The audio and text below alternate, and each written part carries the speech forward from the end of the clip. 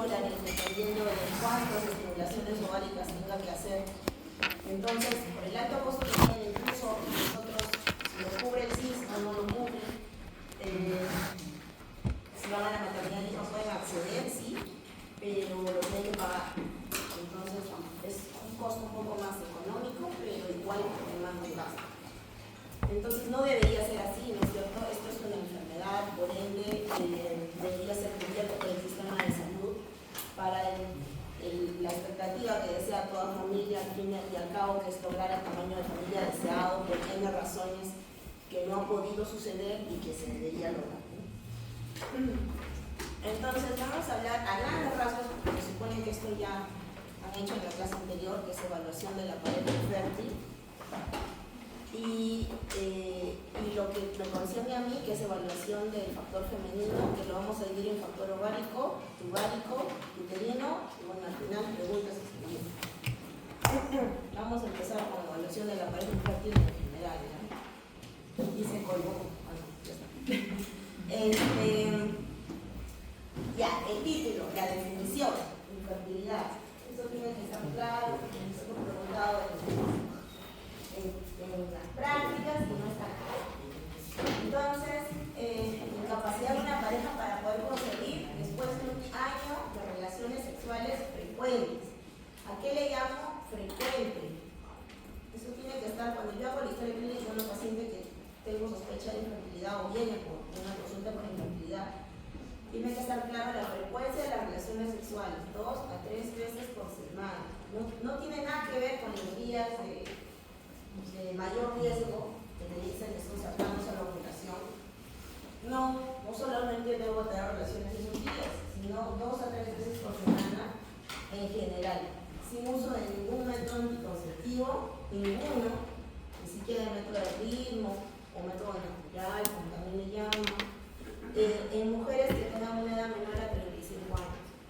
Ahora, ¿por qué dice en mujeres mayores iguales a 35 años 6 meses? Porque cuando ya llegamos a esta edad, a pesar de la mujer ya a partir de 28 o 30 años, ya su fertilidad disminuye naturalmente, se produce una atresia ovárica que es normal y la calidad y la cantidad de sus ovocitos ya no es la misma. Entonces, a partir de los 35 años, esto es mucho peor. Entonces, si yo ya tengo una pareja con una mujer que tiene 35 o 36 años, no voy a esperar un año para poder tratarla. Suficiente con 6 meses que ella no haya logrado concebir a pesar de tener relaciones sexuales frecuentes. Ahora, estas dos cosas también es importante, o es primaria o es secundaria. Primaria, que no ha tenido ningún embarazo previo, nunca. Secundaria, que ha tenido algún embarazo previo, aunque no necesariamente un nacido vivo. Por ejemplo, logró gestar, pero tuvo un aborto. No tiene el nacido vivo, pero ha logrado gestar. Entonces, ella se considera como una paciente con fertilidad secundaria. Eso también tiene que definirlo bien.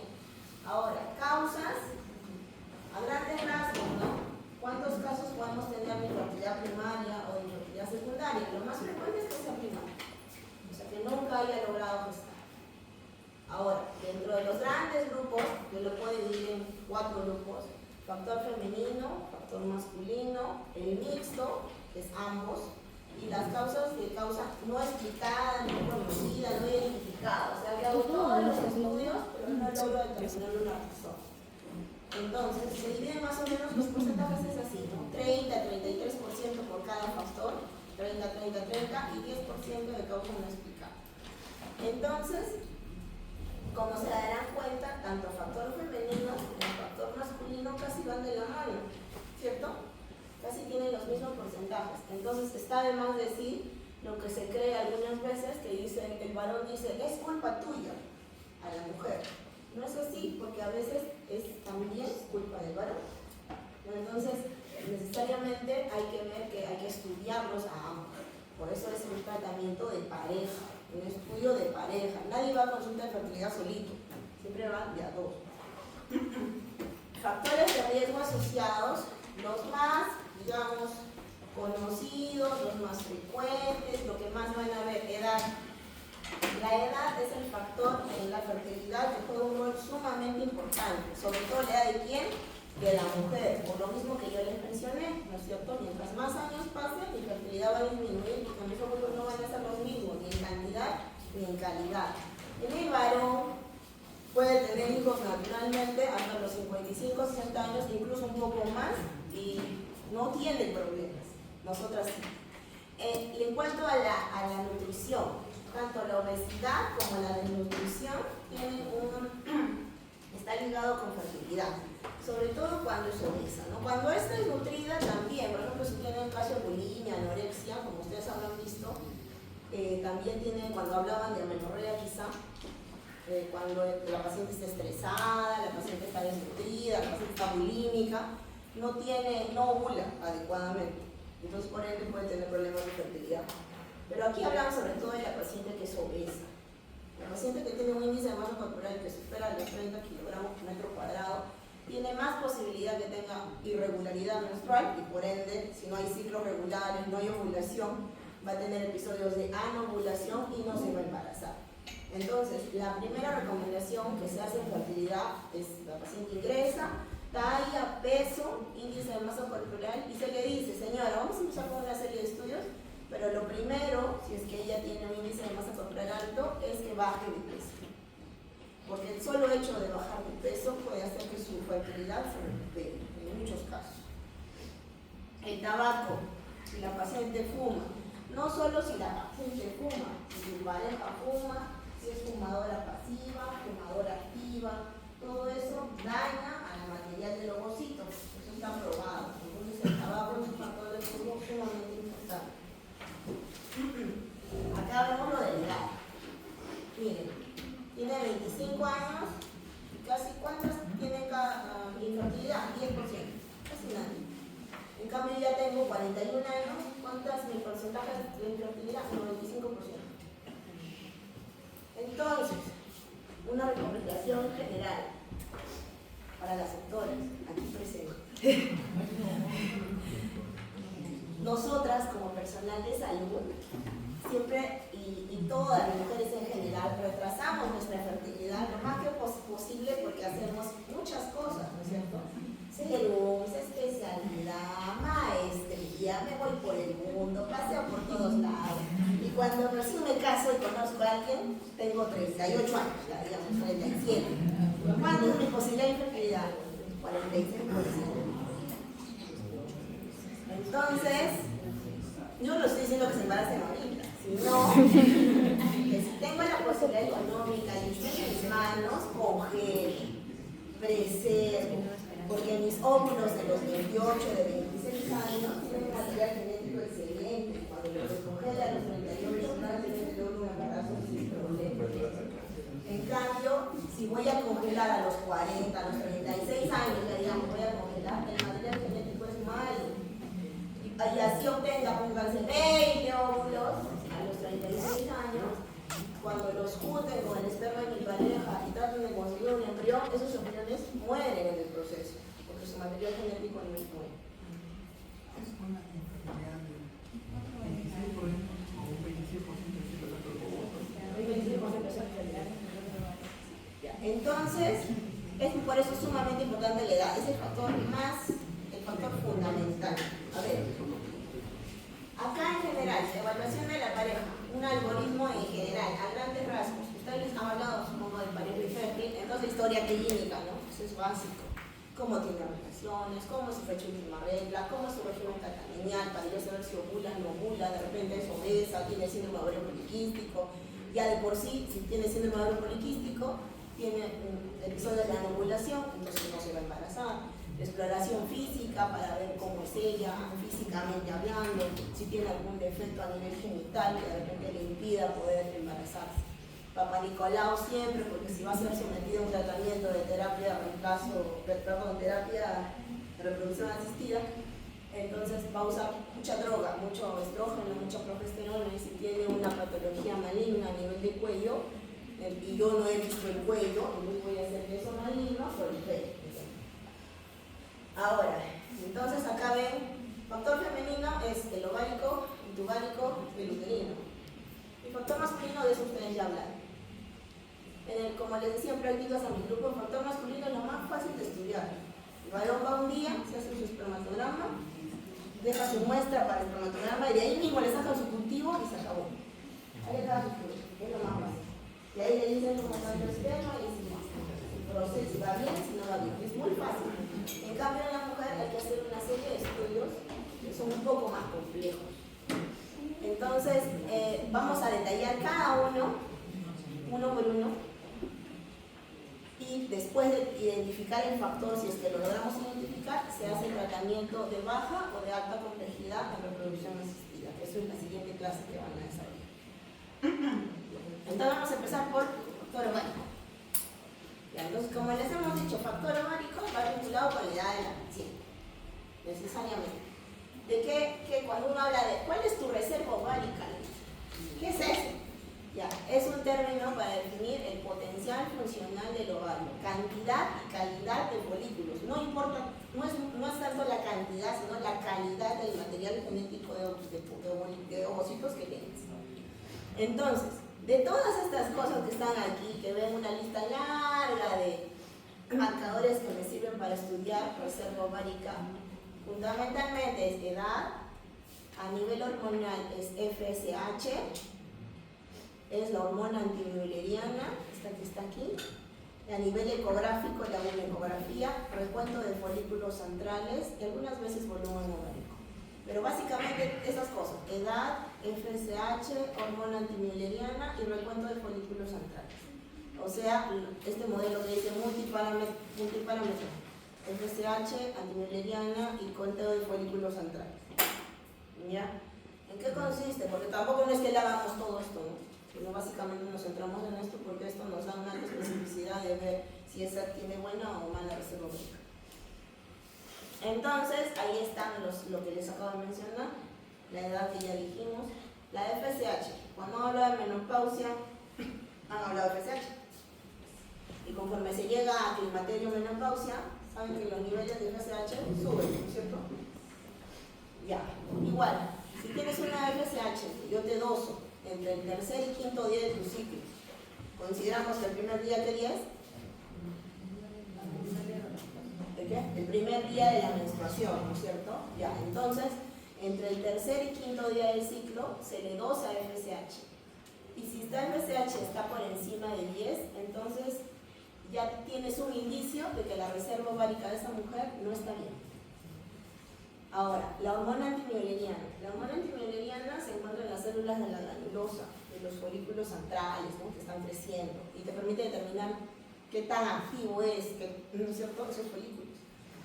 También la dosas, necesariamente no al tercer y quinto día, porque es constante a lo largo de todo el ciclo. Entonces puede ser desde el primer hasta el último día del ciclo. No hay por qué esperar tercer y quinto día. Ya. Si este está por debajo de 0.7, en realidad abajo de 1.1 ya te preocupas. Y abajo de 0.7 ya está baja. Y si está bajo de 0.5, 0.3, bueno, ahí ya estás en rangos bastante preocupantes. Probablemente ese ovario ya no va a funcionar. Y conteo de folículos centrales, ¿qué cosa consiste? ¿Qué es? Entre el tercer y quinto día del ciclo, ecográficamente por vía transvaginal, nosotros contamos los folículos, ambos ovarios, ovario derecho, ovario izquierdo, sumamos, y la suma de eso es la reserva ovárica de esa mujer. Generalmente en una mujer en edad fértil y con buena reserva está entre 6 y 18 folículos.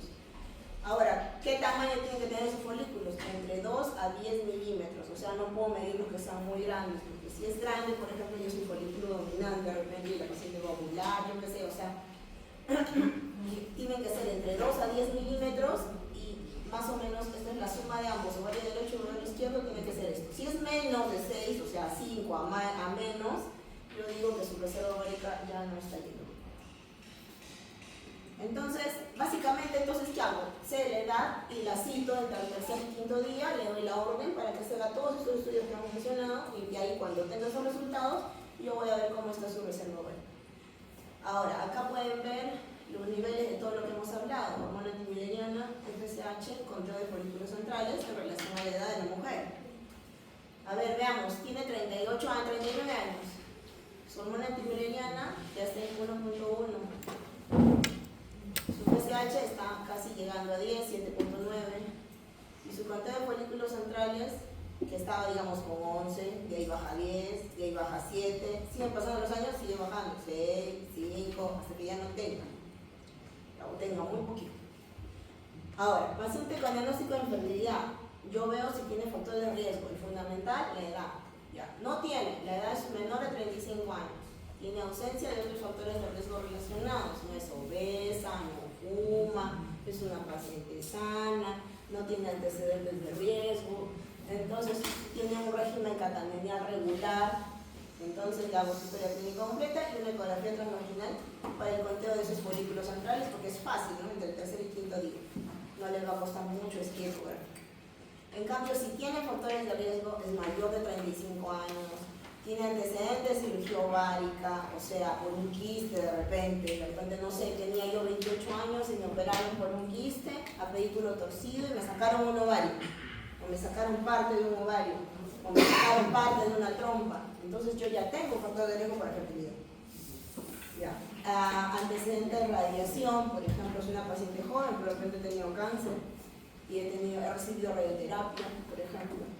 De repente me han estudiado ya previamente en algún otro lado y no encuentran la razón, entonces eso es una infertilidad inexplicada.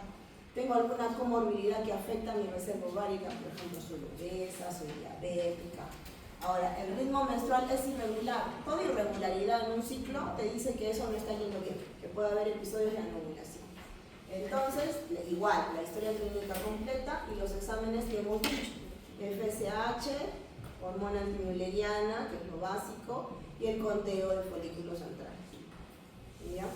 Básicamente eso. Ahora, acá cuando estamos hablando del factor ovárico, vamos a hablar de dos cosas. Es pobre respuesta ovárica y baja respuesta ovárica, y vamos a hablar de endometriosis, que también es está dentro de lo que es factor ovárico. Ya, entonces, para definir pobre respuesta ovárica o baja reserva ovárica, eso va a tener que ver con estos conceptos. Si se dan cuenta, ambos conceptos hablan de hormona antimülleriana, ambos están bajos, ambos te hablan de conteo de folículos centrales, menos de 5, y la diferencia básicamente es la edad. Te dice que esta es mayor o igual de 40 años para yo decir que es una pobre respuesta ovárica, y que esta es menor de 40 años. Le dice además que en esta paciente, para definir pobre respuesta ovárica, debe haber sido sometida a algún episodio de estimulación ovárica. O sea, por ejemplo, yo tengo 41 años, he hecho mi tratamiento, he ido a consultorio de fertilidad, me han evaluado, de repente han contado mis folículos, tengo 4, y me han sometido a estimulación con la finalidad de que yo tenga. La estimulación consiste en que yo te doy drogas con la finalidad de que tus ovarios respondan y saquen la mayor cantidad de folículos posibles. Normalmente existe solo por ciclo un folículo dominante, ¿cierto? O sea, yo tengo un ciclo normal, folículo dominante, se rompe, óvulo. Ya, la estimulación, el objetivo de la estimulación es que en ese ciclo, ese mes, tú no obtengas un dominante, obtengas varios folículos que crezcan a la vez, todos que crezcan, que ninguno se atrecie, que crezcan la mayor cantidad de folículos, tanto en el ovario derecho como en el ovario izquierdo. Luego, que han crecido y que se evalúan ecográficamente, se aspiran por vía transvaginal, eso se llama aspiración folicular, y de ahí pasan a un laboratorio, que eso lo van a ver en la clase de reproducción asistida, y de ahí algunos van a ser exitosos y otros van a fallecer en el proceso, digamos así. Entonces, si yo ya he sido sometida a ese tratamiento y no hay buena respuesta ovárica, o sea, después de todas las drogas que me han metido, solamente tengo menos incluso de 3 fogocitos después de un ciclo de estimulación, entonces estoy considerada como una paciente con pobre respuesta ovárica. ¿Ya? Acá más bien, en baja reserva, yo no tengo antecedentes de esta estimulación. O sea, soy una paciente menor de 40 años que nunca me ha estimulado. ¿Ya? Ahora, ¿qué significa tener pues una pobre respuesta ovárica? Que como ya yo no tengo, a pesar que me están estimulando, y ya no es exitoso, entonces muy probablemente me van a decir, ¿sabe qué? Vamos a fracasar si queremos acceder a una fertilidad vamos a fracasar porque no hay material para trabajar. Entonces no hay óvulos para poder trabajar. Entonces me van a recomendar óvulos donados, o sea, ovodonación.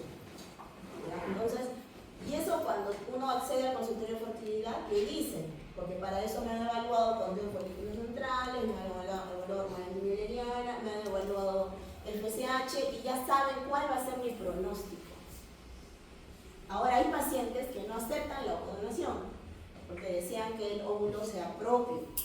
Entonces, ¿qué puede suceder? ¿Qué puede pasar? Que yo la estimule muchas veces y, por ejemplo, alguna vez una paciente que empezó en enero su primera estimulación y después de la estimulación obtuvo un óvulo. En febrero accede a otra estimulación, otro óvulo, va sumando uno a uno. 12 estimulaciones, obtiene 12 óvulos.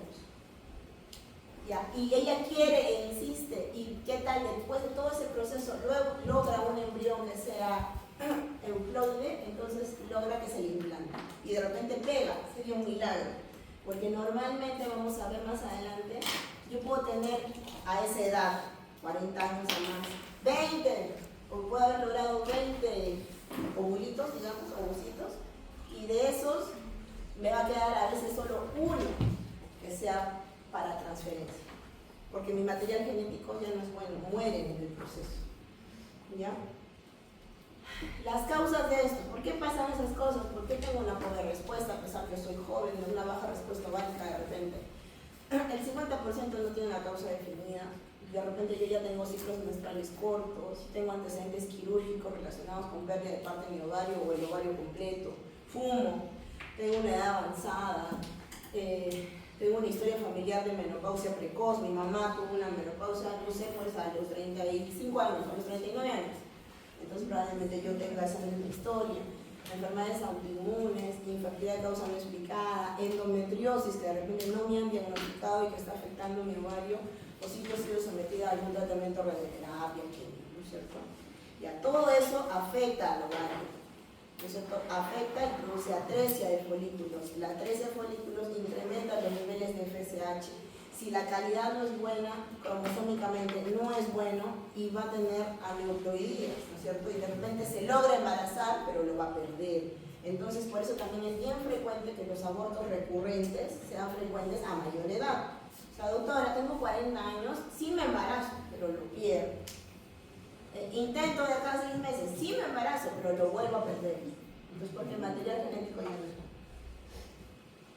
Ahora, el cuadro clínico, la mayoría son pacientes asintomáticas. Tengo 38 años, no tengo pareja, no estoy preocupada por la fertilidad y estoy tranquila. Algunas tienen alteraciones del ciclo menstrual, otras tienen periodos de menorrea, otras ya han pasado por abortos recurrentes. La imagen que ven acá abajito es un ovario, tiene números, ¿no es cierto? Está contando los folículos centrales. 1, 2, 3, 4, 5. Tiene 11 esta paciente. La han citado, supongo yo, en el tercer, quinto día del ciclo y tiene 11 folículos centrales en un solo ovario. O sea, está bien. Ahora, la hormona antimulleriana también le doso. Tener una baja reserva es tener menos de 1.1, el conteo de folículos centrales menor de 5. Aquí otro ejemplo. Esta tiene en el ovario derecho, tiene 6. Y en su ovario izquierdo, sumando más los 6 de acá, ya tiene hasta 11. Ovario derecho y ovario izquierdo. Entonces acá vemos más o menos cómo es. Si yo tengo, digamos, me han contado mis folículos y solo tengo de 0 a 4, tengo muy alto riesgo de pobre respuesta a la estimulación. O sea, le informa a la señora, ¿sabe qué? Después de todo este proceso solo hay 4 folículos, no hay más. Pero yo quiero, doctor, que me estimule igual. Ya la estimulamos, pero su posibilidad es muy baja, es muy alta posibilidad que no sea una estimulación ovárica adecuada. En cambio, hay mujeres que tú las descuentas sus folículos centrales y tienen 18, 16. Esa mujer tiene una respuesta normal. Probablemente si la estimulas vas a tener gran cantidad de ovocitos. Ahora, también hay pacientes que tienen una alta respuesta, que tienen muchos folículos. Entonces, si las estimulas, puedes ir a otra complicación de la terapia de reproducción asistida que se llama síndrome de hiperestimulación. Eso lo van a ver en reproducción asistida. Pero eso es raro actualmente, ya no sé. Ahora, ¿por qué es la importancia de, a ver, si yo estimo número estimado de ovocitos en meiosis 2 requeridos para obtener un blastocisto euploide? O sea, ¿cuántos necesito después del proceso de estimulación si quiero un blastocisto euploide? Si tengo más de 42 años, tengo que tener 20. Si tengo menos de 35, con 4, quizá de estos 4, uno de esos me dé un embrión euploide. Entonces, a más edad, tengo que tener más cantidad de ovocitos para que luego se convierta quizá alguno de ellos en un blastocisto euploide. Y para tener esa cantidad, no va a ser necesaria una sola estimulación, de repente varias estimulaciones para llegar a esta suma. Si son varias estimulaciones por ciclo, es bastante dinero. Económicamente hablando, por cada ciclo de estimulación es bastante dinero y va sumando. ¿Ya? Ahora me dicen, ya, la estimulan una vez, pero le faltan como 3 estimulaciones más. Entonces, ¿qué hago? Eso que lo obtuvo en la primera vez, lo tengo que criopreservar. Y va al siguiente ciclo, al siguiente mes, vuelvo a obtener 2 más, lo sigo criopreservando y voy sumando, como un banco de puros ovulitos, con la finalidad de que cuando ya tenga bastantes, recién pueda acceder a la terapia de reproducción asistida. Entonces es un proceso largo, mientras más estimulaciones, más caro. Entonces hay distintos esquemas de estimulación, eso no es para pregrado en todo caso, pero hay drogas que se usan, por ejemplo, FSH, que es como su nombre lo indica, como en un ciclo normal, folículo estimulante. ¿Qué cosa hace? Aumenta la cantidad de ovocitos, la cantidad de folículos, ¿no es cierto?, en el ciclo. Es lo que se quiere, bastante en la estimulación, bastante para tener bastantes, digamos, ovocitos para poder aspirar y hacer la aspiración folicular. Ya, suficiente que de acá sepan, conteo de folículos centrales, el límite, ¿no? La hormona antimulleriana, para qué la piden en todo caso, y la FSH, mientras valores más altos, se supone que es un peor pronóstico. Ahora, el otro tema, dentro también del factor ovárico, es endometriosis.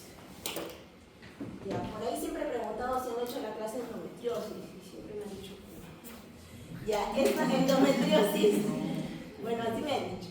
Endometriosis es un tema que se trata cuando hacen la clase de dolor pélvico. Cuando hacen dolor pélvico crónico, se habla de endometriosis, porque esa es la principal clínica en endometriosis. Entonces, ¿qué cosa es endometriosis? No confundir con endometritis, ya no es lo mismo. Endometritis es inflamación del endometrio. Todo lo que es tritis, itis, es inflamación del tejido, en este caso endometrio. Endometriosis es tejido endometrial, que debería estar solo acá, ¿no es cierto?, ectópico, fuera de su lugar. Ya. ¿Cuál es el ejemplo que ya han visto de endometriosis? El tejido endometrial que está dentro del miometrio, ¿cómo se llama? No, miomatosis, no es endometriosis. ¿Ah? Adenomiosis. Cuando el tejido endometrial está en el músculo del útero, se llama adenomiosis. Eso es lo que ya han visto, ¿no? Por ejemplo, ya, ahora, ¿qué pasa? Este tejido endometrial funciona, así como funciona aquí, responde a estrógeno, también responde cuando está ubicado en otra parte. ¿Cuál es su sitio lugar de ubicación, su sitio favorito para implantar? Su ovario. ¿Ya? Pero se puede implantar en todos sitios, ligamentos, en peritoneo, en trompas, en fondo del saco posterior de Douglas, en recto, en todos los órganos, en el pito, y se puede adherir, porque estos implantes de endometriosis hacen que se forme tejido cicatricial y todos los tejidos se pegan, se adhieren unos sobre otros. Entonces, clasificación, ya a grandes rasgos, esto que ustedes me han dicho, endometriosis interna es la adenomiosis, porque está en el miometrio, y la externa, que es ese tejido que ha salido y se ha implantado a nivel peritoneal, que digamos se ha apelotonado uno sobre otro, o sea, un tejido sobre otro tejido sobre otro tejido, y va formado, se supone que cuando hemos hablado de tumores anexiales, ya, uno de esos tumores anexiales que está en el ovario es el endometrioma, que es un quiste de ovario que es puro endometriosis, que es un quiste chocolate, achocolatado, uno lo abre y es como el chocolate de ese color. Ya. Y bueno, la endometriosis profunda. Vamos a tener entonces, era como que dónde está ubicado. Ahora vamos a ver las etapas, hay grados, ¿no? 1, 2, 3, 4. El 1 y 2 es un estado superficial. El 1 es básicamente el ovario nada más y tiene adherencias delgadas. En el 2 ya no solo está en ovario, sino está en la pelvis. En el 3 ya está en ovario, está en pelvis y ya no son adherencias delgadas, son adherencias profundas, densas, gruesas. Y en el estadio 4, esas adherencias densas no solo están en ovario, sino también en trompas, en fondo de saco de Douglas, es el endometrioma, el tumor de la endometriosis. ¿Ya? Es el grado más severo en todo caso. Entonces mi pregunta sería, ¿y yo cómo miro eso? O sea, ¿cómo diagnostico? Porque el endometrioma, ¿cómo lo diagnosticaría? ¿Por qué? Lo más fácil. Por ecografía transvaginal, como diagnostico todos los tumores. Ya, le hago ecografía transvaginal y voy a ver una pelota en el ovario que está así bien redondeada y que vamos a ver una imagen posterior. Pero lo otro, o sea, lo que son adherencias finas, nodulitos chiquititos, por la paroscopía. Entonces el gol estándar en endometriosis es la paroscopía. O sea, yo tengo que entrar, tomar muestras para mandar a patología, ¿no? Y que él me diga que tengo una endometriosis cuando son grados muy lentos. Ya, entonces, teorías. Ahora, ¿por qué el tejido que estaba acá dentro del útero se sale? ¿No? O sea, ¿por qué se va a otro sitio? Ya, la teoría más reconocida y por años, hay miles de teorías, pero la que han trabajado más es esta, ¿no? De la menstruación retrógrada, que te dice que todo, en vez de salir hacia afuera, pues cuando uno menstrua, sale hacia la vagina, ¿no? Y acá te dice que hay parte de ese tejido que se mete a través de la tuba y se va a peritoneo. Parte, ¿no? No todo. Dice que muchas mujeres, el 75% tienen una menstruación retrógrada, pero la pregunta entonces es, ¿por qué el 75% no hace endometriosis? Solamente el 10 a 13%. Entonces, por eso es que dicen, ¿por qué no funciona esta teoría? Entonces hay otras teorías. Ya, otras teorías que dicen que el tejido, por ejemplo, acá en la metaplasia celómica, te dice que hay células mesoteliales a nivel peritoneal que se transforman en endometrio. Otra teoría te dice que estas células endometriales viajan a través de nuestro sistema linfático, a través de nuestra sangre, a peritoneo. Otras te dicen que existen las células progenitoras, las células madre, que están a nivel de médula ósea y que se transforman y se convierten en tejido endometrial que se pega en el peritoneo. O sea, son N teorías, uno no se agarra de una específica, porque no se sabe por qué unas mujeres, a pesar de que pueden somos iguales, por qué es que algunas sí se desarrollan la enfermedad y en otras no tanto. Entonces, fisiopatológicamente está ligado el endometrio, ¿a qué responde? A hormonas. Entonces, mientras más estrógeno tenga, más endometriosis. Entonces, por eso va a ser en la edad fértil, la posibilidad de que tengas esta enfermedad va a ser muy alta. En cambio, cuando ya tienes un estado de climaterio o de menopausia, los focos endometriósicos se van apagando, porque ya no tiene quien los alimente. Entonces, la endometriosis, ¿por qué se influye con la fertilidad? Porque va a afectar, si se adhiere todo adentro, también puede estar adherido el ovario, ¿no es cierto? Entonces, por ejemplo, la anatomía pélvica va a estar distorsionada, se va a adherir. Si se adhieren las estructuras, el útero se va hacia atrás, entonces es muy probable que no se pueda captar el óvulo adecuadamente. No solo se adhiere el útero, también las trompas, el transporte tubario normal está adherido. Si está adherido y la trompa pierde motilidad, jamás va a captar el óvulo, por lo tanto no te vas a embarazar. Puede haber incluso este tejido, este líquido que se forma a nivel peritoneal, es un líquido que tiene citoquinas, que tiene alta respuesta inflamatoria. Entonces, eso también perjudica a la fertilidad, al ovocito. Ahora, hay anomalías ovulatorias. Dicen de que yo tengo endometriosis, tengo que me ovular el día 14, tengo un folículo dominante, pero este folículo dominante no se rompe. Por alguna razón no logra botar el ovocito maduro, no ovula. Entonces tengo un proceso de anovulación. O por ejemplo, ya ovulo, ya va a llegar acá, llega acá y mi endometrio, tengo alteraciones en la receptividad del endometrio. No implanta bien. Entonces se ha demostrado que embriones que son de pacientes que tienen endometriosis tienen un desarrollo lento, no implantan bien. Entonces es una enfermedad que es difícil de diagnosticar si está en sus estadios iniciales porque tengo que entrar a mirar. Entonces para eso será importante que la clínica, ¿no es cierto? Entonces no es tan frecuente, bueno, 15% de mujeres en edad fértil no es 50%, 80%. Ahora, las mujeres que tienen infertilidad tienen 6 a 8 veces más posibilidad de tener endometriosis. La edad, mujeres en edad fértil por el flujo hormonal. Si tienes historia familiar, por ejemplo, tu mami tuvo endometriosis, tu posibilidad de tener endometriosis es de 5 a 8 veces.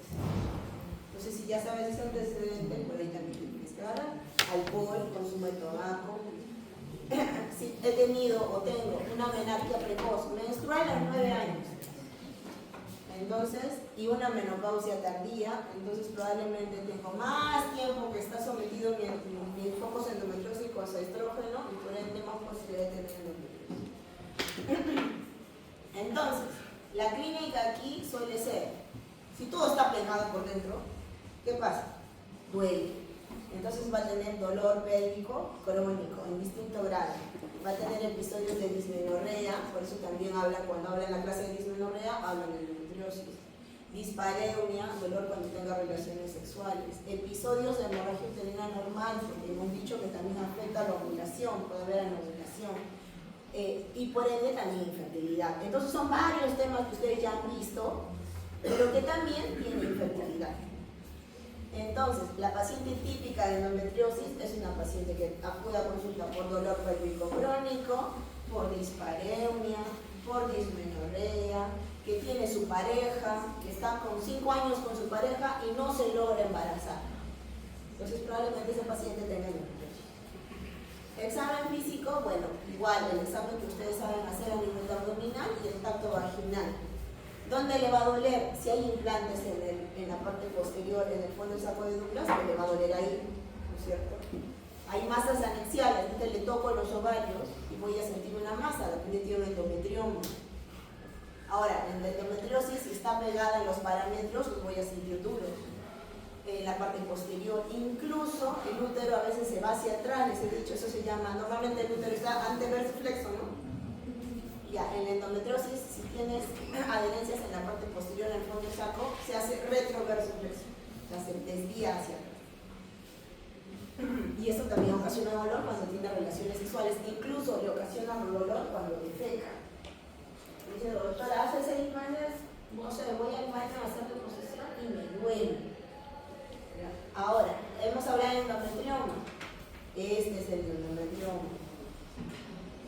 Es un quiste, pero es un tumor, no es líquido, ¿cierto? O sea, no es agua pura, es denso y tiene esta imagen como nosotros le decimos vidrio esmerilado, ¿no es cierto? Como pavonado.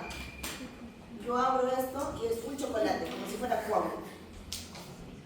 Se ve por ecografía transvaginal, ¿no es cierto? Ahora, marcador tumoral, siempre le hablan de marcador tumoral en cáncer de ovario. En todo lo que sea ovario siempre van a hablar de este marcador, CA125. Ya, el CA125 también se eleva en patologías no malignas, o sea, no necesariamente es cáncer de ovario, sino también se eleva en el embarazo, se eleva en la ovulación, se eleva en la endometriosis. Entonces no es específico, ¿no?, para cáncer. Pero si yo lo doso, lo puedo encontrar ahí. La paroscopía hemos dicho que es el gol estándar para poder mirar las impresiones. Y acá podemos ver estas cositas que son negritas, como implantes finos, aquí también, como vesículas negritas. Este es el útero. Acá adelante está la vejiga. Entonces acá hay un implante endometriósico, por ejemplo. A ver, acá, ¿este qué es? Este es el útero. ¿Esto qué es? La trompa, del lado derecho acá, izquierdo acá, ya, izquierdo. Esto es la trompa. ¿Y este de acá? Ya, debajo de esa trompa está el ovario, que es más o menos de este tamaño. Este es súper mega más grande, ¿no? Casi del tamaño del útero. Ya, este es un endometrioma. Ya, esto también es la paroscopía. Esos negritos, como lunares negros. Ya, eso es endometriosis. Está pegado al peritoneo. Ya. Esto es especuloscopía. ¿Qué es esto? Si es especuloscopía, ¿qué es esto? El cuello. Este es el orificio cervical externo. Y estas cosas negras es endometriosis. O sea, la endometriosis yo la puedo ver en vagina, la puedo ver en cuello, la puedo ver hasta a nivel umbilical. El tejido camina por todos sitios. ¿Ya? Si yo tengo la dicha de verlo así, ya tengo el diagnóstico. Pero si yo no veo, entonces tengo que meterme a la paroscopía para poder ver. Medidas generales, bueno, va a depender de la edad, factor asociado, el tiempo que tenga de infertilidad. La terapéutica, el dolor, por ejemplo, que ella la mata es el dolor, la parte de la infertilidad es el dolor. Entonces, AINES. Manejo médico, cuando ella no viene por un tema de fertilidad, estos medicamentos de acá, progestina, danazol, anticonceptivos orales combinados, todo esto inhibe la ovulación, porque lo que tú quieres es que no ovule para que no le duele, entonces, para que no siga creciendo la endometriosis. Pero cuando yo hablo de fertilidad, esto como que no tiene mucho valor, pues, porque yo sí quiero que ovule, quiero que se embarace. Entonces, un medicamento que favorece o podría favorecer un poco la endometriosis y también no influiría mucho en la fertilidad es este, que es el Linogest. Es progestágeno, disminuye la acción del estrógeno, estrogénica y tiene más alta acción a nivel del progestágeno. Entonces, ¿qué hace? Los focos endometriósicos como que se atrecien, se atrofien, de algún modo disminuyan su tamaño. Pero cuando ya tengo un tumor, o sea, ya tengo un endometrioma, generalmente, no siempre, generalmente suele ser quirúrgico. En infertilidad, estamos hablando desde el punto de vista de infertilidad, porque si me dicen yo encuentro un endometrioma y ella viene por X razón, no vino por fertilidad, entonces ya pues yo tengo que sacar el endometrioma. Pero muchas mujeres a veces tienen su endometrioma de 2 centímetros y yo quiero someterlo a un tratamiento de fertilidad, entonces por ahí te dice, en estadio 3 o 4, por ejemplo, un endometrioma sería un 4, el tratamiento quirúrgico es sugerido. O sea, hay muchos estudios que te dicen, ¿sabes qué? Primero trata tu endometrioma y después sométela a un tratamiento de fertilidad porque le vas a dar tal cantidad de hormona que puede hacer que tu endometrioma, que medía 2 centímetros, terminado el tratamiento de fertilidad, mida mucho más, 6, 7, 8. Entonces, indicaciones quirúrgicas, manejo del dolor. Ahora, como mide toda cosa o todo tumor que esté en el ovario y que mida más de 5 centímetros, tiene alta posibilidad que se tuerza, que se rote con la trompa, y eso sea peor porque va a venir es un abdomen agudo quirúrgico. Entonces, antes que se tuerza, si mide más de 5, ya pues lo sacas. Ahora, si ya es grande, yo también tengo que ver que no sea algo maligno. Ahora también, si yo quiero acceder, por ejemplo, estimulo a alguien, hemos dicho que la estimulación ovárica es importante para obtener la mayor cantidad de folículos. Ya, para sacar esos folículos que se forman en el ovario, nosotros accedemos por vía, bueno, los infartólogos acceden por vía vaginal, por fondo del saco vaginal posterior con una aguja. Y esa aguja va direccionada por vía ecográfica al ovario y va aspirando los folículos uno a uno. Imagínate que tenga endometrioma y justo lo pinche. Entonces, por eso es que también, si yo voy a hacer una FIV y necesito folículos y necesito extraer folículos, tengo que tener mucho cuidado de que no voy a pinchar el endometrioma. Por eso es que primero recomiendan que a lo mejor saca tu endometrioma.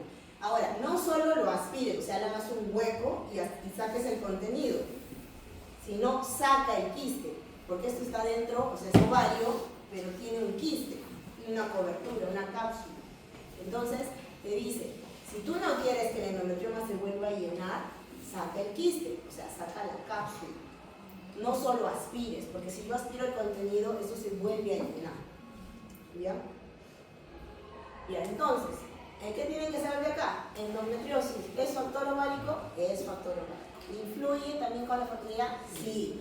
Ya, paciente clásica, si yo te pongo un caso clínico, ¿qué te diré? Pues es una paciente que tiene su pareja, que tiene, no sé, 6 años, que no logra concebir y que tiene dolor pélvico crónico, tiene dispareunia, tiene dismenorrea y que a la imagen ecográfica, al examen físico tiene una masa anexial. ¿Qué cosa es?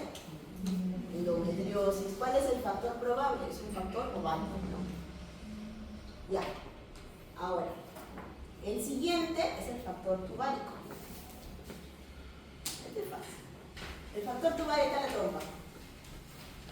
Y aparte de la trompa, intersticial, la que está más cerca al útero, istmo, ampolla, infundibular. La infundibular tiene patitas que son las fibras, ¿no es cierto? Ya, este blanquito es el ovario. Ya, entonces, la trompa, o sea, dentro de todo el factor femenino, la trompa, el factor tubárico, tiene 25 a 35% de casos. O sea, la mayor parte de culpa está también en la trompa. Ahora, la trompa tiene un papel importante porque hace todo esto, transporta, se mueve, por lo tanto, captura el ovocito y se mueve, ¿no es cierto? Tiene peristaltismo para lograr que avance y llegue al útero. Le da soporte nutricional al embrión. Sabemos que la mayor parte de la fertilización se da donde a nivel del ámbula, ¿no? Luego tiene que caminar para implantar. Y así mi trompa no funciona, así mi ovario esté muy bien, no me voy a embarazar. Entonces, causas de por qué esta trompa no funciona. Causas infecciosas. EPI, ustedes han visto, ¿no es cierto?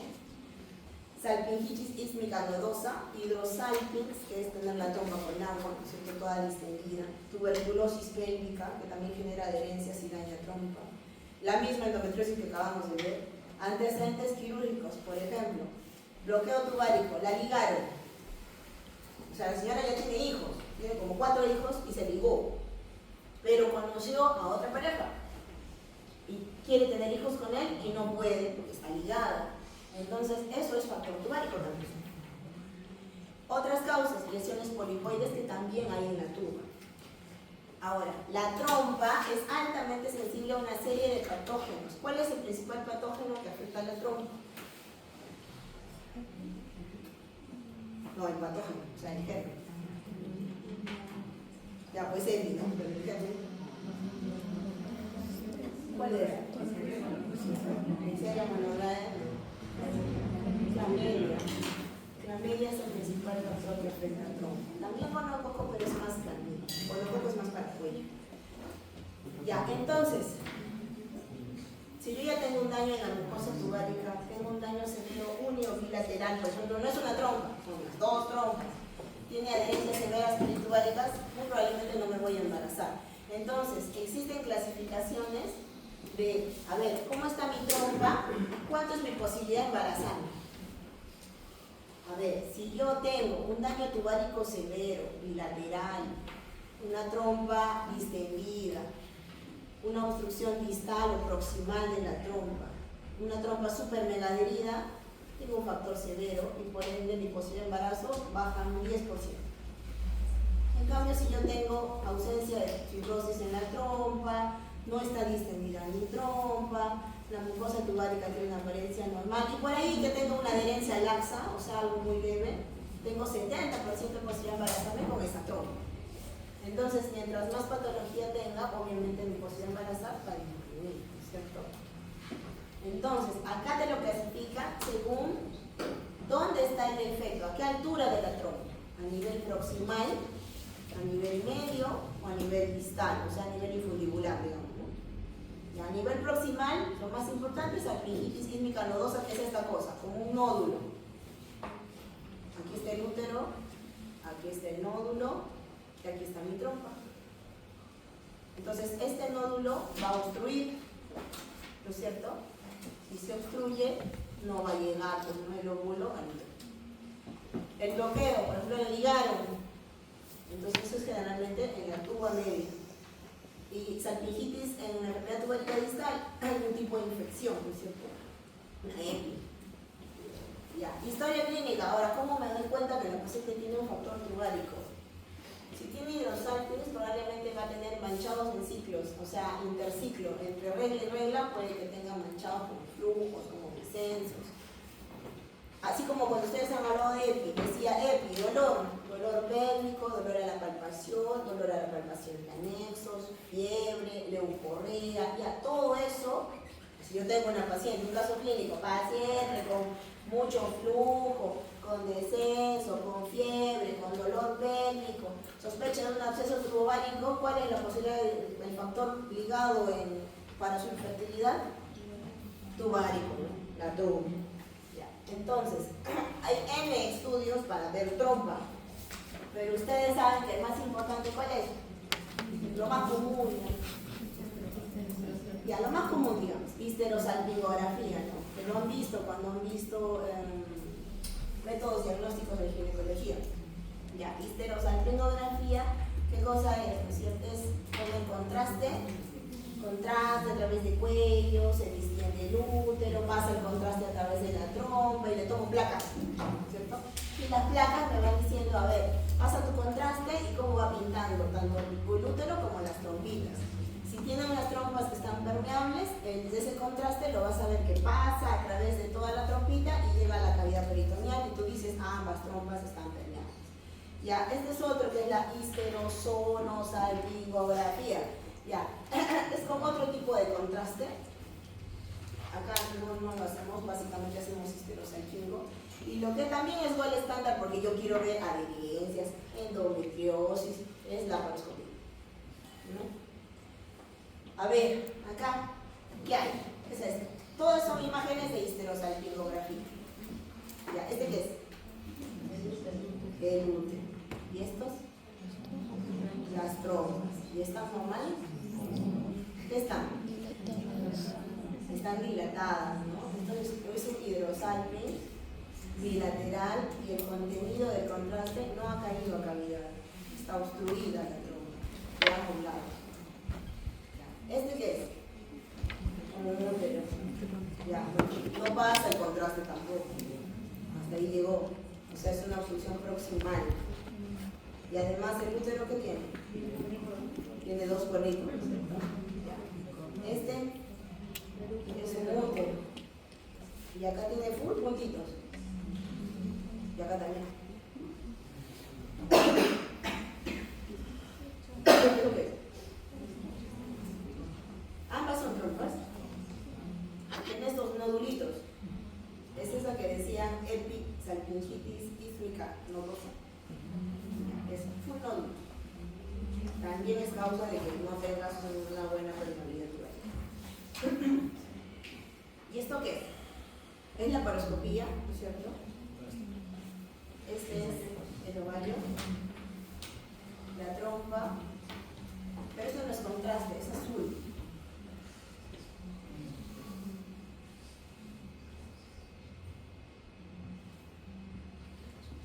Es azul. Es otro tipo de sustancia. ¿Es para qué? O sea, cuando tú le haces una laparoscopía a alguien, yo entro a la laparoscopía, quiero ver, no sé, focos endometriósicos, pero también quiero evaluar de paso la permeabilidad de la trompa. Entonces yo estoy por arriba mirando con el laparoscopio y alguien por vía vaginal, vía cervical, introduce esta sustancia que es azul. Y este azul entra a través del útero y si está permeable, entonces cae a caída. Y ahí me doy cuenta que sus trompas están permeables. Eso se llama cromotubación. Entonces ahí digo, sí, es la prueba de Coté. ¿No? Si es Coté positivo, que sí están permeables ambas trompas y lo estoy viendo en vivo por la laparoscopía. Hay otros procedimientos, salpingografía, salpingoscopía, que incluso es ver la trompa, como hacerle una histeroscopía a la trompa. Hay falloscopía, ya esa es entrar por vía cervical, pero no es muy usada.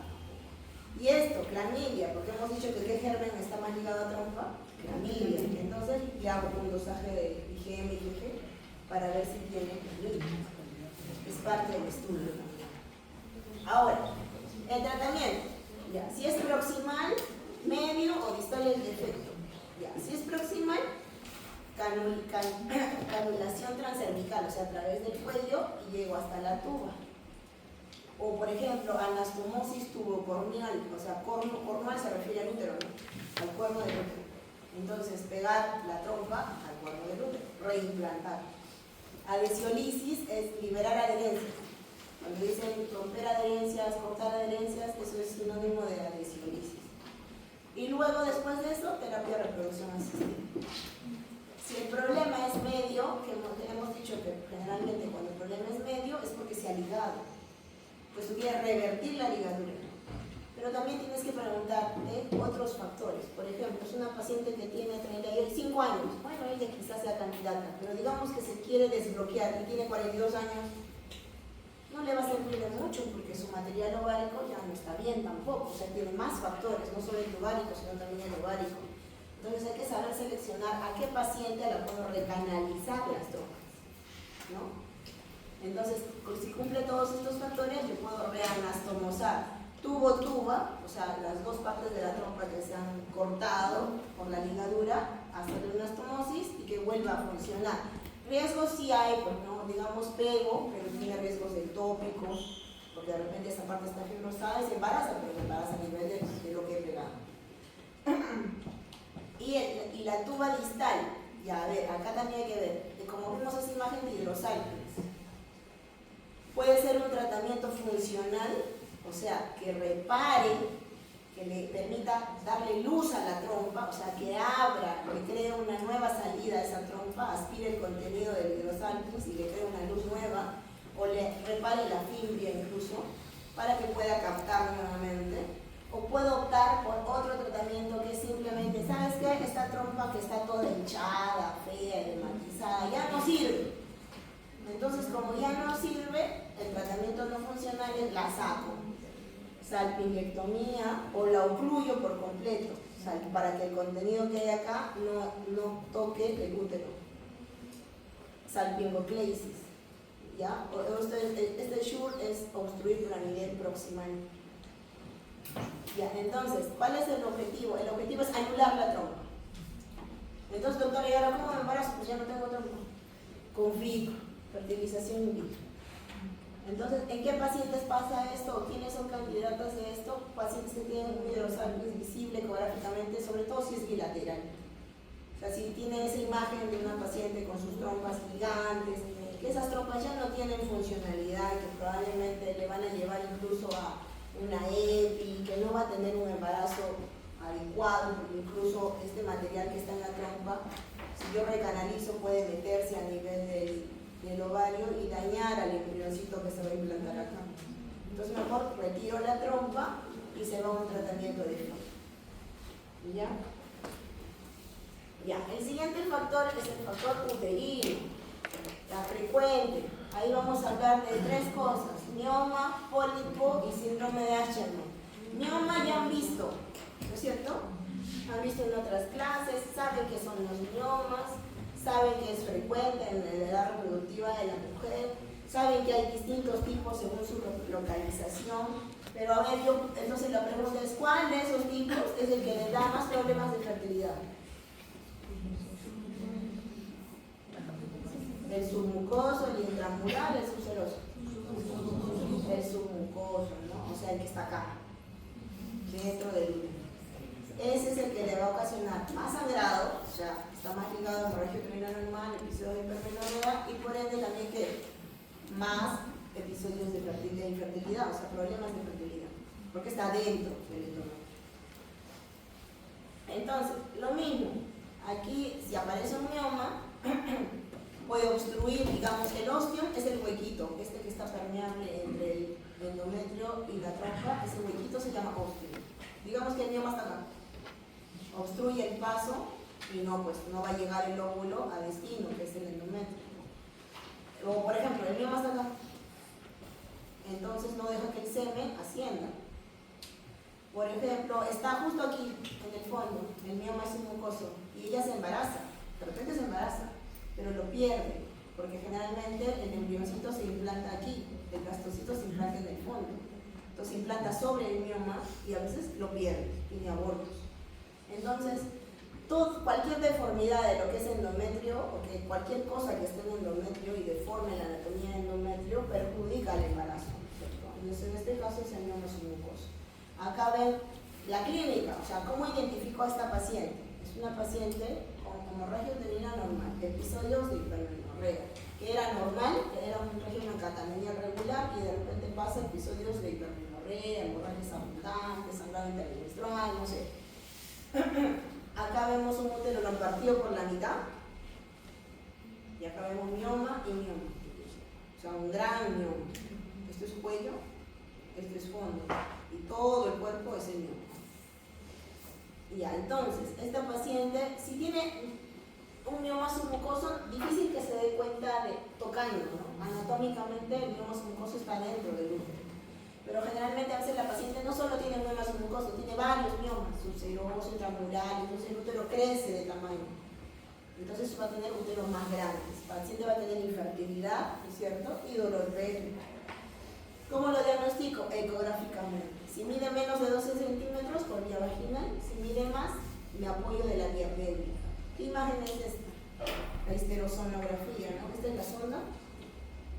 Acá hay líquido para distender cavidad uterina y ahí veo la pelotita que es el mioma submucoso. Esto es histerosalpingo, lo mismo que hemos visto con la sustancia de contraste, con placas, lo mismo. Y acá, ¿qué se ve? El contraste, este es útero. El contraste ha llegado hasta acá y se ve como una sombra redonda. Todo esto que está acá es el mioma. O sea, no deja pintar, porque hay una masa ahí dentro. El manejo. Si es un mioma submucoso, que es el que más influye con su fertilidad, hay que sacar al mioma submucoso. ¿Y el tratamiento cuál será? Histeroscopía, que también lo han visto en procedimientos. Miomectomía por histeroscopía. Ahora, si es un subseroso, está afuera, ¿no es cierto? Si está afuera y no influye, generalmente no influye con la fertilidad, yo puedo esperar un año y ver si se embaraza o no, si es el único factor que está comprometido, porque generalmente no influye con la fertilidad. Ahí puede estar el mioma subseroso y embarazarse y no va a influir. Cuando el mioma es intramural y es grandecito, mide más de 4 centímetros, entonces sí podría afectar de manera significativa la fertilidad, o en todo caso podría, por el tamaño que tiene, se embaraza quizá, pero puede tener riesgo de aborto, de amenaza de parto prematuro. Entonces puedo optar por sacar solo el mioma, una miomectomía, que para que sea menos invasiva puede ser por vía laparoscópica y no por la laparotomía, o sea, sin necesidad de abrir la pancita de la paciente. Si es intramural, pero mide menos de 4 centímetros, entonces también puedo tener un manejo expectante si es que no tiene sangrado, si es que todo está bien y no ha deformado la línea endometrial. Cualquier cosa que deforme la línea endometrial, entonces definitivamente tiene que retirarse, por vía histeroscópica o por vía laparoscópica. Eso es mioma. Entonces, ¿cuál será el caso clínico del mioma? Relacionado a fertilidad. Igual, paciente que va a consulta, no logra concebir, que tiene episodios de hipermenorrea, de dolor pélvico, ya suficiente que te digan hipermenorrea para que tú pienses que hay algo que está haciendo que sangre más de la cuenta y que tiene un útero de 10 centímetros, ya entonces tú piensas, puede ser un mioma o puede ser adenomiosis, ¿no? Y si me ponen las alternativas y relacionado con fertilidad, bueno, miomatosis puede ser. Pólipo, que también lo han visto. Ya, el pólipo endometrial también es causa de infertilidad, así sea chiquititito. Entonces, la presencia de un pólipo aumenta la incidencia de fertilidad hasta un 35%. También es hormono dependiente, entonces cualquier cosa que haga estrogénicamente esté elevado los niveles de estrógeno, también va a hacer que el pólipo crezca en más tamaño. ¡Ay! Se pasó. Ya, entonces, clínicamente, el pólipo es generalmente asintomático. Y cuando ya tiene un tamaño considerable y está saliendo del endometrio, te genera también episodios de hemorragia uterina normal, por eso es parte del panco ahí, ¿no? La T. Es una infertilidad causa no explicada, y hago una ecografía, ¿y qué veo? Engrosamiento del endometrio. Solo eso veo. Si le hago una histerosono, ¿qué veo? El pólipo. Entonces la histerosono me ayudará a diferenciar si es un mioma o si es un pólipo. Y la histeroscopía me permitirá ver, y ahí veo al pólipo, ¿no es cierto? Entonces, El pólipo. Hay N formas de sacar un pólipo. La más fácil y barata es esta, un legrado simple. Pero es a ciegas. O sea, yo toco, meto la legra. Si algunos han visto el legrado, es a ciegas. O sea, yo raspo el contenido dentro del útero, pero es a ciegas. No sé si lo cogí, no lo cogí, raspo, en teoría lo saqué. Ya, no es lo ideal. Lo ideal es hacer una histeroscopía. Yo veo el pólipo y lo resecciono, lo morcelo. La cosa es que lo quemo con un bipolar, pero lo retiro. Ahora, la mayoría suelen ser asintomáticos, un hallazgo, o sea, la paciente va por fertilidad y de repente le hacen sonografía y ven una masita y un engrosamiento endometrial. Dicen, ¿qué es esto? Le hacen un esterosono y dicen, puede ser un pólipo. Entonces, cuando este pólipo mide más de 5 milímetros, se recomienda que mejor se saque. Porque como yo también le voy a hacer un tratamiento de fertilidad a esa paciente quizá, voy a darle hormonas, estrógeno, ¿no? Bastante. ¿Y qué va a pasar con ese pólipo? Va a crecer más. Y puede perjudicar al nuevo embrioncito que yo quiero implantar cuando vaya a terapia de reproducción asistida. Ya. Y lo último es esto, que es síndrome de Asherman. Eso también yo creo que sí lo han visto. Cuando he hablado de menorrea, el síndrome de Asherman es causa de menorrea secundaria, ¿no? Va ligado a ese tema, pero también es causa de fertilidad. Entonces, aquí que vemos, esta es una imagen por histeroscopía, ¿no? Y estas son las adherencias que se forman dentro del útero, entre pared y pared. Es un síndrome adherencial. ¿Ya? ¿A quiénes les pasa esto? 26% no tienen una causa reconocida, pero si tienen una causa reconocida, ¿qué es eso? Cirugías, tuberculosis genital, malformaciones, predisposición genética, ¿cierto? ¿Qué cirugía es la más común que se relaciona con un síndrome de Asherman? El legrado. Entonces la paciente, el caso clínico de esta paciente. Ay, ¿qué es eso? No, nadie está zapateando.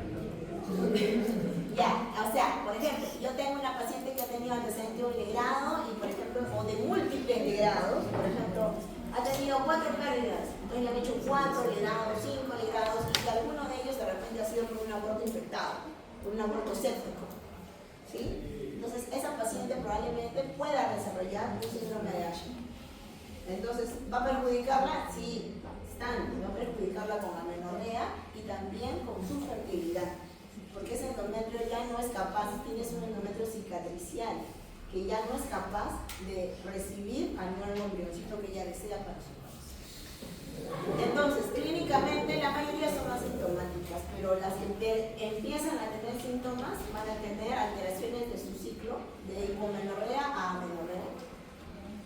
Incluso si el síndrome de Asherman es severo y ha ocluido, digamos, el orificio cervical interno, la paciente al no arreglar, va a retener sangre y esa sangre va a distender el útero y se puede meter hasta las trompas. Por eso dice hematosalpingo. ¿Sí? O sea, como lo retiene, logra mostrar de repente un poquito, pero pum, se regresa y hace hematometro y hematosalpingo. Y amenorrea es la que no logra mostrar nada. Este endometrio no responde. Entonces, digamos que se embaraza, a pesar de tener su síndrome de Asherman, puede ocasionar, porque hay bridas, ¿cierto? Bridas y adherencias dentro del útero, y ahí está su bebé, su feto. Entonces puede tener un bebé que no crezca bien, con RCU, con placenta previa, que no se acomode bien. La mayoría van de cabecita, ¿no? Hacia abajo. Ya puede ser que se ponga podálico, puede ser que tenga amenaza de parto prematuro frecuente. Entonces todo eso también se relaciona con el síndrome de Asherman. Ecografía. En la ecografía, ¿qué veo? Líneas hiperecogénicas. Interrupciones de la regularidad del endometrio. O sea, el endometrio tiene como baches. En la histerosono, yo meto líquido, voy a ver las adherencias, o sea, voy a ver como baches. Y en la histeroscopía, que es el gol estándar, porque ahí yo veo directamente, ¿no es cierto?, estas imágenes. Adherencias, más la clínica de la paciente que dice que tiene amenorrea y obviamente infertilidad, entonces tiene un síndrome de Asherman. Entonces, ¿qué tengo que hacer? Sacar las bridas y las adherencias, liberar. Entonces la forma más fácil, digamos, es por dilatación y curetaje, o sea, legrado, ¿cierto? Pero también es a ciegas, no es lo ideal. Entonces lo ideal, ¿qué será? La histeroscopía. ¿no es cierto? Una estereoscopía que no solo sea diagnóstica, o sea, no solo yo entre a mirar, sino también yo entre a curar, que eso es quirúrgico. Adherencias quirúrgicas que pueden ser adherencias laxas o muy densas. Si son laxas, o sea, la idea es destruir todas esas adherencias. Ahora, el problema no solo está en que yo destruya las adherencias, sino en que no se vuelva a pegar. Porque si ya yo he destruido las adherencias que están entre una capa y otra capa, se puede volver a pegar la superficie del útero. Entonces tengo que dar ciclos de hormonas o incluso puedo poner una T para que no se vuelva a pegar. Y después de eso, yo retiro mi T y tengo que hacer una nueva histeroscopía para ver que todo esté bien. Y luego llevarlo a un tratamiento de fertilidad si es que ella desea embarazarse, ¿cierto? Ya, entonces, caso clínico típico de acá, ya la paciente va a tener amenorrea, ¿cierto? Y de repente le han hecho un legrado uterino biópsico, un legrado uterino por un aborto séptico, y se infectó, y de repente después de 3 meses acude a consulta porque no regla. Después de un legrado, lo normal es que regles al mes. Ya, por ejemplo, voy a hacer un legrado hoy, 2 de julio, lo normal es que yo regle el 2 de agosto. Pero digamos, pasa agosto, pasa septiembre, llega octubre y no reglo, entonces me preocupo. Entonces probablemente pueda tener yo un síndrome de Asherman o haya desarrollado eso. ¿Sí? Ya está. Nada más, preguntas. Las preguntas para su examen son así. O sea, son casos clínicos y yo pongo qué factores o que usted cree que está relacionado con la paciente, ¿no? O sea, con el cuadro clínico de su paciente. No es difícil. No les voy a poner valores así porque no es el hecho, son pregrado. La idea es que más o menos sepan qué factores de riesgo existen para cada factor uterino, ovárico, ovárico y puedan marcar la alternativa a lo que son los. ¿Ya?